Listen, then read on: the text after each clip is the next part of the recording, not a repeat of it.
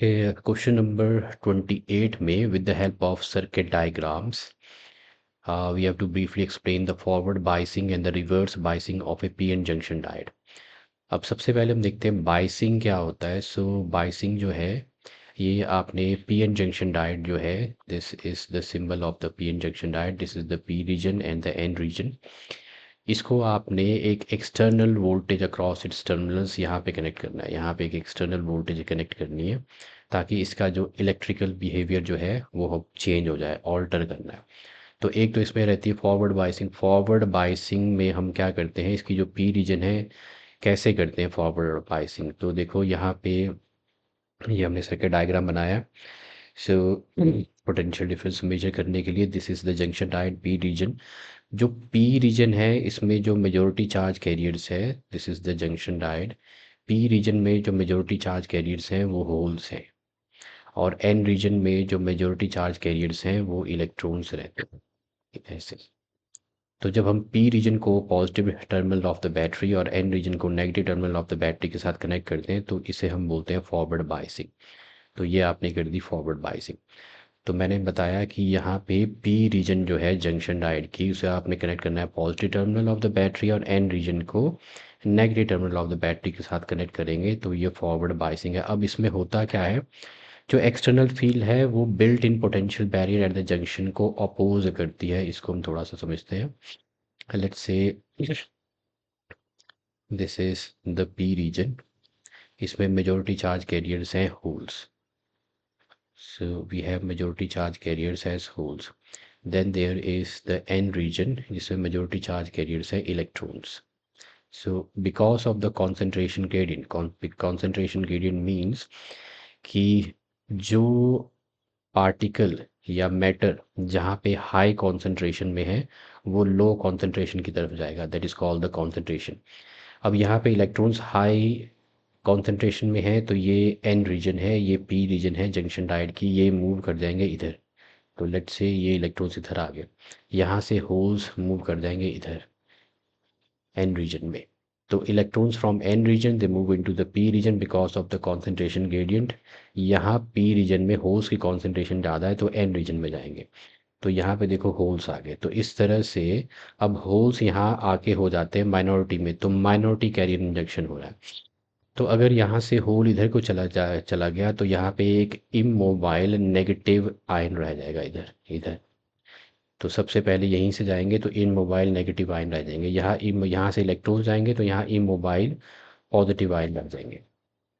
लेकिन आपने जो एक्सटर्नल फील्ड अप्लाई कर रखी है तो external field is from positive to negative. So let's say this is the ये डायरेक्शन एक्सटर्नल इलेक्ट्रिक फील्ड की, जैसे मैंने मान लिया ई नॉट।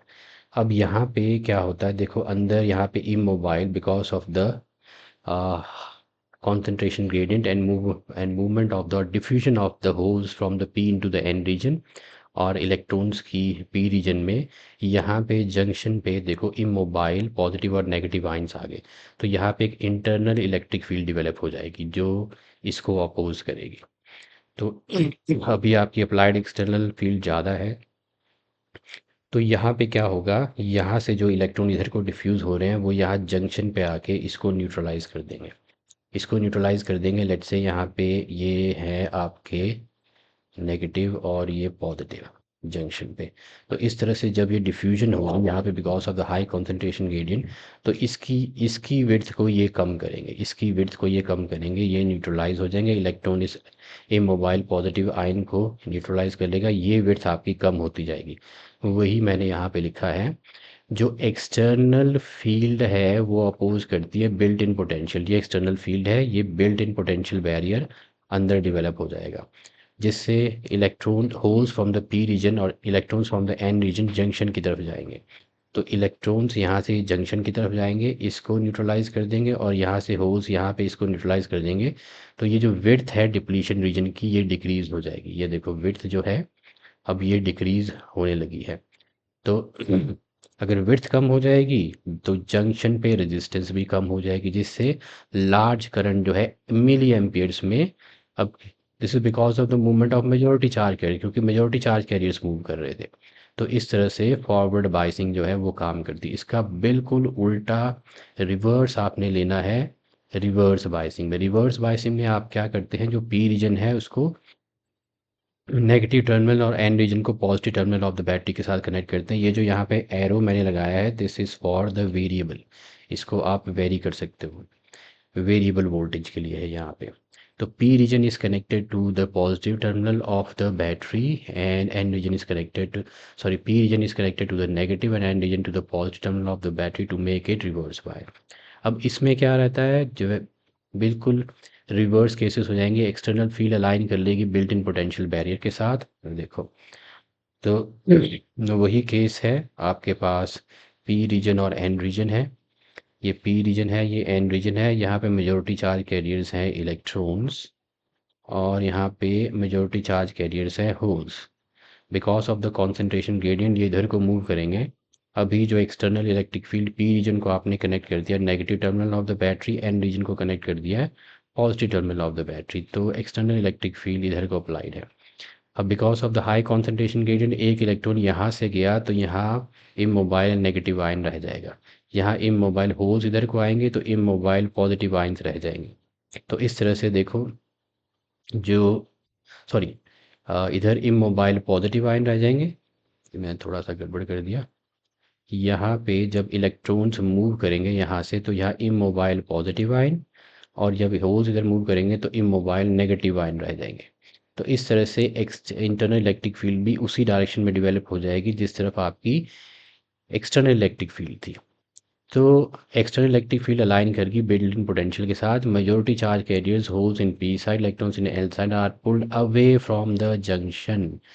तो अब क्या होएगा, ये these are pulled away from the junction, ये जंक्शन से इस तरफ को पुल होंगे अवे फ्रॉम द जंक्शन। तो यहाँ से इमोबाइल पॉजिटिव आयंस इकट्ठे हो जाएंगे, ये holes are also pulled away from the junction क्योंकि negative terminal of the battery इधर है। तो देखो ये width of the depletion region है, ये बढ़ने लगी है। तो when they are pulled majority charge carriers इसमें they are pulled away from the junction, तो width of depletion region जो है it now increases significantly।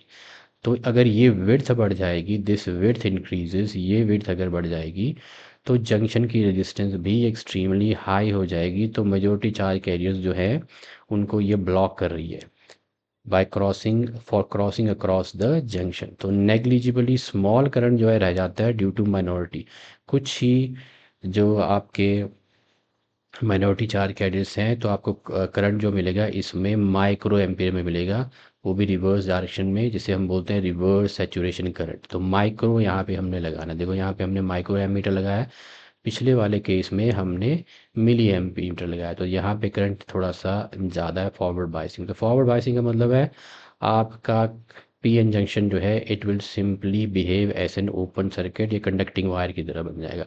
जबकि रिवर्स बाइसिंग में this will behave as a non conducting means, ये open circuit की तरह काम करेगा। तो ये था reverse biasing and forward biasing और उनके सर्किट डायग्राम, इनका मैकेनिज्म, ये कैसे काम करते हैं। This was question number 28।